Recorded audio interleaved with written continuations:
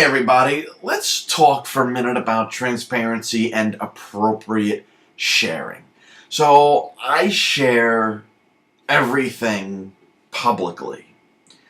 What I mean is everything I put out on social media is public for the world. I don't have Facebook censor.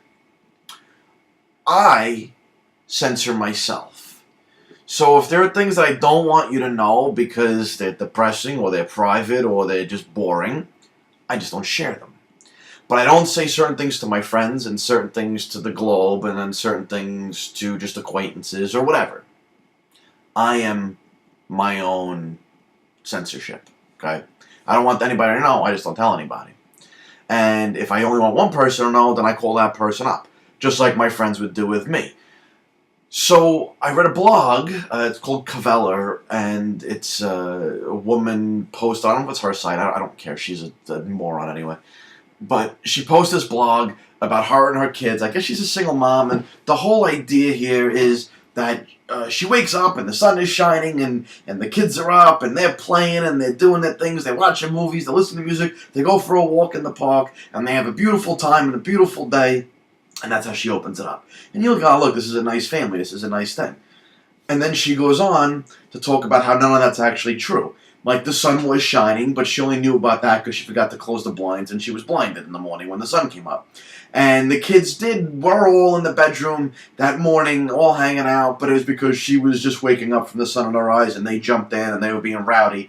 And that she was Facebooking and liking her friends' statuses while she was hiding from her children in the bathroom and they're fighting about who's going to wear a dress, and what are they going to watch, and what are they going to listen to, and they did go to the park, but it was only for 5 minutes when one fell in the mud and got filthy. Whatever. And then she comes down, you scroll through 85% of the story, and then you finally get to the bottom, and you realize that what it's all about is she feels like she's being fake and full of shit on Facebook.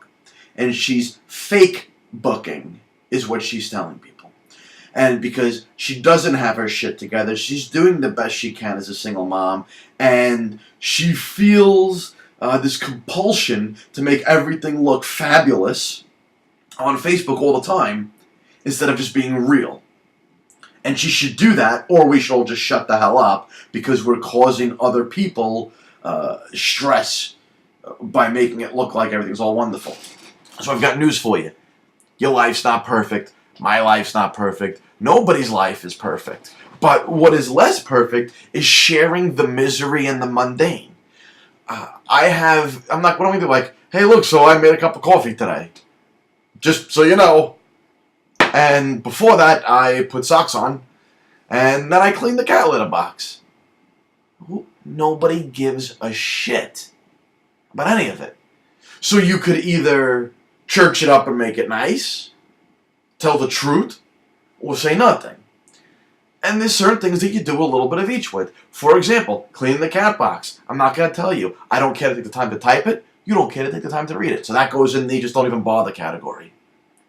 Then there are things that you tell the truth about because they're meaningful and they're things you want to share with the world. Got great news today. Signed a client that's, going to do whatever. Or when I got engaged a few weeks ago, I wanted to tell the world, that I asked her to marry me and she said yes because she was under the influence of alcohol or who knows why. But she did, right? And then there's the things that you church up. For example, I made a post about Captain Crunch a couple of weeks ago. Nobody wants to hear, hey, I had cereal for breakfast. But anybody that's eaten Captain Crunch in their life appreciates what it does to the roof of your mouth. And it's like a running joke. So I made a thing there, on the box that says, Crunchitize me, Captain. And I get it, I'm 5 years old, I eat Captain Crunch, whatever. It's delicious, don't judge me. But anybody that's ever eaten it gets that. So I wrote, Crunchitize me, Captain. And then, shred the roof of my mouth, you sailing son of a bitch. And it's a joke. And it wasn't about the fact that I ate the cereal.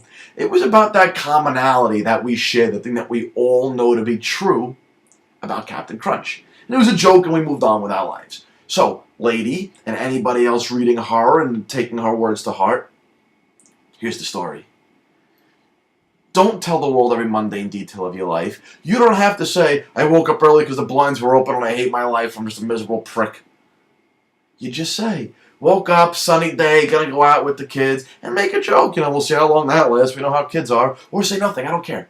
You're not lying to people. It's like this. It's like, on Facebook, my friends will post about the things that are going on. Alan travels a lot for work. So he'll post about how he's traveling, and he's in China, and he's over here, and he's there, and he's everywhere. And he basically commutes to California. And he'll post about that on Facebook. He'll call me up, and he'll say, I feel really beat up this week, and it's just really getting to me, and I just can't wait for a week off. Because he's one of my best friends. I was in the guy's wedding, for Christ's sake. So that's the idea, right? Is that he'll call me up, and I'll put my feet up, and I'll grab that coffee that I didn't tell you I brewed, and I'll put the phone up, and I'll say, lay it on me, brother, I'm here for you. Because that's between him and I, not between him and the whole world. So the version of what's going on in his life goes out to the world, and the version is saved for your best friends. It's no different than the letters you used to get in the mail every Christmas about what's going on for the past 12 months for the person you haven't spoken to since that letter 12 months ago at Christmas. They would give you every mundane detail. And that's kind of stopped, right? I guess somebody still does it, but you don't really see that. Because we're not interested in the fact that, you know what, congratulations, Johnny, didn't go to jail this year. Good for him. Whatever. The idea is you share what's appropriate, how it's appropriate, with who it's appropriate to share it with, and that works for you. Don't feel guilty about telling people the best version of your life, because that's the version worth sharing with the world. You're not lying, you're not fake booking, you're just talking with those people. Hey, you go to a party and you're not going to tell, oh, hey, nice to meet you. You want to hear about the fucking shit that happened to me yesterday? No, I just met you. It's small talk. It's acquaintance talk. Appropriate sharing. Appropriate transparency. Knowing your audience. That's what it's all about. That translates personal, business. It all goes across. Because behind the business is a person. Don't listen to people like, she feels bad about her life, wants you to feel bad about yours because she's pressured. Whatever. So don't worry about it. Okay? Just take a look before you post, and you're all straight. If you want to know how this works in terms of your business, well, you know where to go to get that answer. Right? We'll talk soon.